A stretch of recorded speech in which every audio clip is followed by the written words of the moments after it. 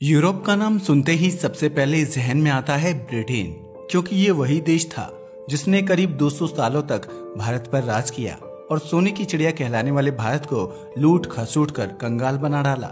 लेकिन क्या आपने कभी सोचा है कि यूरोपियन कॉन्टिनेंट में यह इकलौता देश नहीं बल्कि 50 देश हैं। मगर फिर भी जब दिमाग पर जोर डालें तो कुछ ही देशों का नाम जहन में आता है, जैसे ब्रिटेन, जर्मनी, इटली, पुर्तगाल और फ्रांस।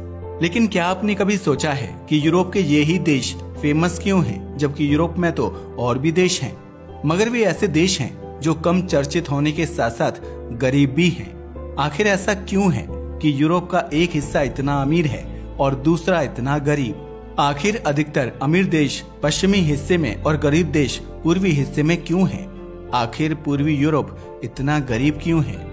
हम आपको पूरी कहानी बताएंगे, मगर उसके लिए आपको हमारी वीडियो को एंड तक देखना होगा। तो चलिए शुरू करते हैं। अगर बात की जाए यूरोप की, तो ये दुनिया का दूसरा सबसे छोटा कॉन्टिनेंट है, मगर इसके बावजूद यह दुनिया के सभी कॉन्टिनेंट में सबसे ज्यादा फेमस रहा है। जहां पूरी दुनिया ग्लोबल विलेज है, वहीं पूर्वी और पश्चिमी यूरोप आज भी विभाजित नजर आते हैं। हालांकि इस विभाजन के लिए कोई दीवार नहीं बनाई गई है, बल्कि इसका आधार है अर्थव्यवस्था। जहां पश्चिमी यूरोप की जीडीपी पर कैपिटा करीब $68,000 है, वहीं पूर्वी यूरोप में जीडीपी पर कैपिटा केवल $14,000 है।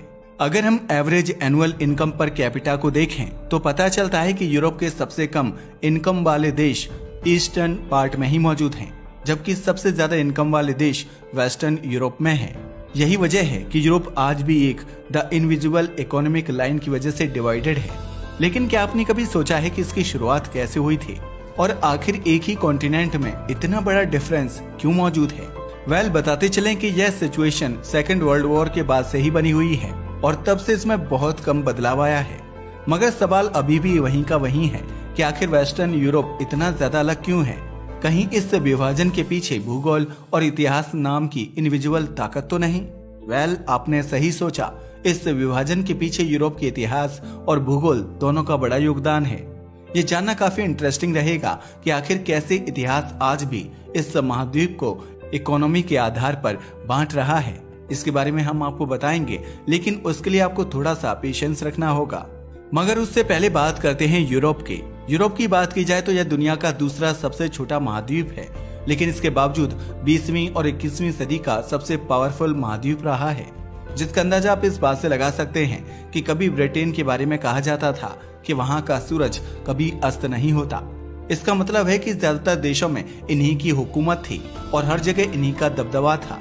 हालांकि आज भी इसकी गिनती रिच कॉन्टिनेंट में होती है। आज भी कई बड़ी इकोनॉमिक पावर्स यूरोप में मौजूद हैं, इसलिए यूरोप का वर्ल्ड पॉलिटिक्स पर बहुत अधिक प्रभाव है। अगर इसकी जियोग्राफिकल लोकेशन की बात की जाए तो यूरोप के साउथ में मेडिटेरेनियन और ब्लैक सी के साथ कैस्पियन सागर भी मौजूद है, जबकि इसके उत्तर में आर्कटिक सागर और पश्चिम में अटलांटिक महासागर है। अटलांटिक महासागर में ही आयरलैंड और आइसलैंड नाम के दो द्वीप मौजूद हैं, जिन्हें यूरोप का हिस्सा माना जाता है। यही नहीं, ग्रीनलैंड को भी कल्चरल एंड पॉलिटिकल रूप से यूरोप का ही भाग माना जाता है। मगर सवाल वही का वही है कि कल्चरल, रिलीजियस एंड जियोग्राफिकल रूप से एक दूसरे से जुड़ी होने के बावजूद ईस्टर्न एंड वेस्टर्न यूरोप के बीच इतना बड़ा अंतर क्यों है? वास्तव में यह जानने के लिए हमें कहानी में पीछे जाना होगा। यह बात वर्ल्ड वॉर सेकंड की है। द्वितीय विश्व युद्ध में सबसे अधिक भागीदारी यूरोप ने की थी, या फिर यूं कहें कि इसका जिम्मेदार भी यूरोप ही था। लेकिन जब वर्ल्ड वॉर सेकंड खत्म हुआ तो यूरोप का नक्शा कुछ अलग तरह का दिखने लगा था। ऐसा इसलिए क्योंकि इसके ईस्टर्न पार्ट में वे देश थे जिनमें कम्युनिज्म था, जबकि पश्चिमी हिस्से में वे देश थे जिनमें डेमोक्रेसी एंड कैपिटलिज्म मौजूद था। कम्युनिज्म की बात की जाए तो इसके अनुसार किसी भी देश के सभी रिसोर्सेज पर सरकार का कब्जा होना चाहिए, चाहे वह जमीन हो, बिजनेस हो या कोई अन्य चीज। यह इसलिए किया जाता था क्योंकि इस विचारधारा में माना जाता था कि केवल कुछ लोगों के अमीर होने से बेहतर है कि समाज में मौजूद हर इंसान को इक्वल अपॉर्चुनिटीज एंड बेनिफिट्स मिलना चाहिए। मगर यह थिंकिंग जितनी सुनने में अच्छी लगती है, उतनी ही खतरनाक साबित हुई। ऐसा इसलिए क्योंकि इसके कारण बिजनेस करने या फिर कुछ नया इन्वेंशन करने का कोई इंसेंटिव नहीं बचता था। दूसरी ओर वेस्टर्न यूरोप में कैपिटलिस्ट आइडियोलॉजी थी, जिसमें लोगों को अपनी मर्जी से व्यापार करने, प्रॉफिट्स अर्न करने की आजादी थी। इस आइडियोलॉजी में बिजनेसमैन चाहे कितना भी प्रॉफिट अर्न करे, उन्हें केवल अपने प्रॉफिट का कुछ प्रतिशत ही टैक्स के रूप में गवर्नमेंट को देना पड़ता था, जबकि अपना बाकी का सारा प्रॉफिट वे खुद रख सकते थे। लेकिन कम्युनिस्ट आइडियोलॉजी में ऐसा बिल्कुल नहीं होता था। यही वजह थी कि ईस्टर्न और वेस्टर्न यूरोप के बीच में इतना डिफरेंट था। लेकिन यह विभाजन तब और बढ़ गया जब 1991 में सोवियत यूनियन का विघटन हो गया और उसके कंट्रोल में चलने वाले सभी यूरोपीय देश आजाद हो गए।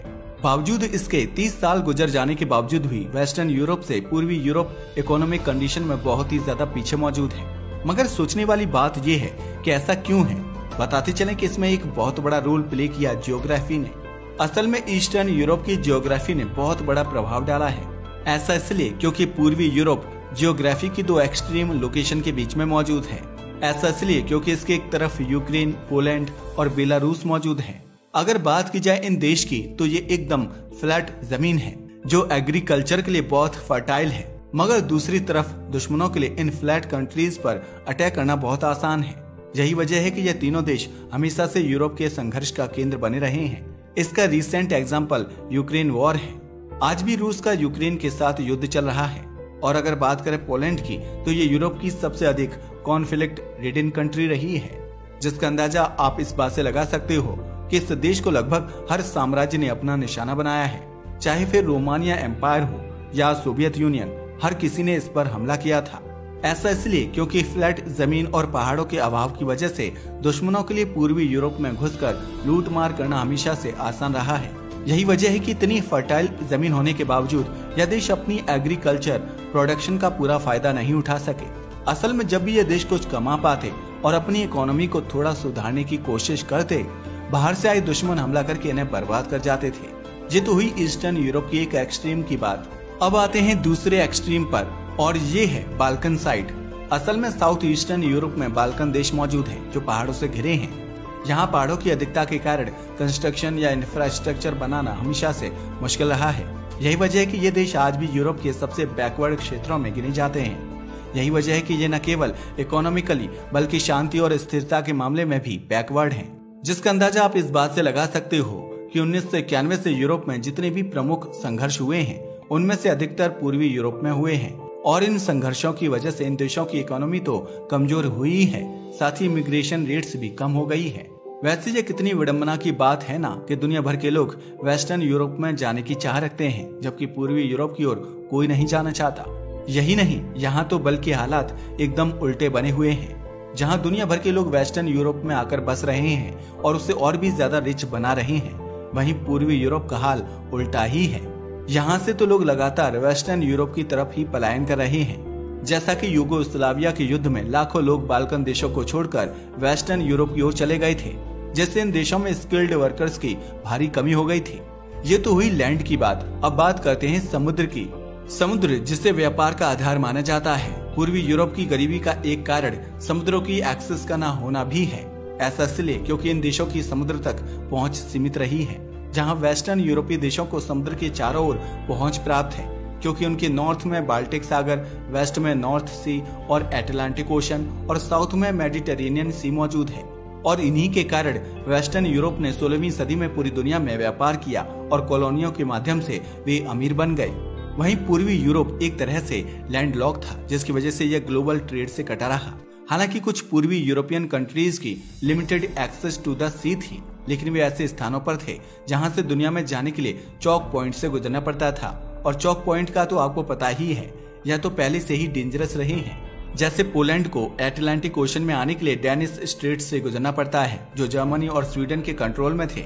इन कारणों से ईस्टर्न यूरोप कभी भी व्यापार में उस तरह से सफल नहीं हो पाया जैसा कि वेस्टर्न यूरोप ने किया।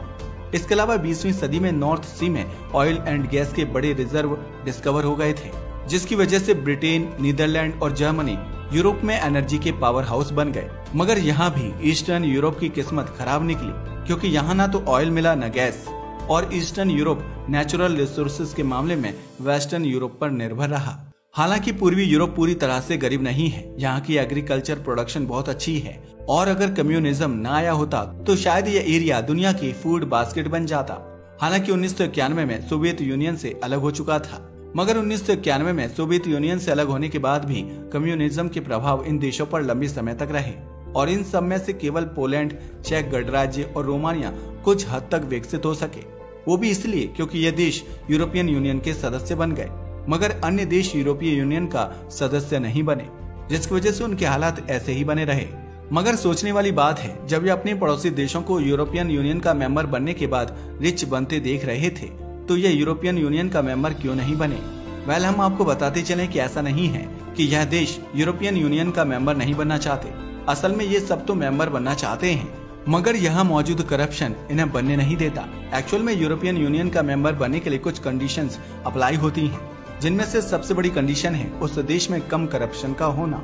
बट अगर आप वर्ल्ड करप्शन इंडेक्स देखें तो यूरोप के टॉप 10 करेक्ट देश में पूर्वी यूरोप के देश का ही नाम आता है, और यही वजह है कि यह देश यूरोपीय यूनियन का सदस्य नहीं बन पाए, जिसका मुख्य कारण इन देशों में मौजूद उच्च स्तर का करप्शन है। हालांकि ऐसा नहीं है कि वेस्टर्न यूरोप में करप्शन नहीं पाया जाता, लेकिन यहाँ पर मौजूद करप्शन का लेवल कभी भी देश के इंटरेस्ट से ऊपर नहीं रहा है। यही वजह कि आज भी यूरोप का दुनिया में अलग स्थान है। पर सोचने वाली बात है, पूर्वी और वेस्टर्न यूरोप के बीच में इकोनॉमी की यह खाई कब तक रहेगी? क्या पूर्वी यूरोप हमेशा ही गरीब बना रहेगा? तो हम आपको बताते चलें कि ऐसा बिल्कुल भी नहीं है। ऐसा इसलिए क्योंकि अब परिस्थितियां बदल रही हैं, जिसका अंदाजा आप पोलैंड को देखकर लगा सकते हो। पोलैंड जो कभी यूरोप का सबसे गरीब देश था, अब तेजी से यूरोप की अगली सुपर पावर बनने की ओर मार्चिंग फॉरवर्ड है, और शायद यह ईस्टर्न यूरोप के भविष्य को बदल सकता है। तो देखा आपने कैसे हिस्ट्री, ज्योग्राफी और कम्युनिज्म ने मिलकर एक ही कॉन्टिनेंट को सालों से दो भागों में डिवाइड किया हुआ है। हालांकि यह विभाजन भौतिक नहीं है, इकोनॉमी के आधार पर है, मगर फिर भी यह डिफरेंस इतना ज्यादा है कि भरने का नाम नहीं ले रहा है। वैसे आपको क्या लगता है, क्या केवल हिस्ट्री और जियोग्राफी ही इसके लिए रिस्पॉन्सिबल है, या फिर रीजन कुछ और है? अपनी राय को हमें बताना मत भूलिएगा। वेल, ये थी हमारी आज की वीडियो, जिसमें हमने आपको यूरोप के बारे में बताया। आपको हमारी वीडियो पसंद आई हो तो इसे लाइक और हमारे चैनल को सब्सक्राइब करना ना भूलें। धन्यवाद।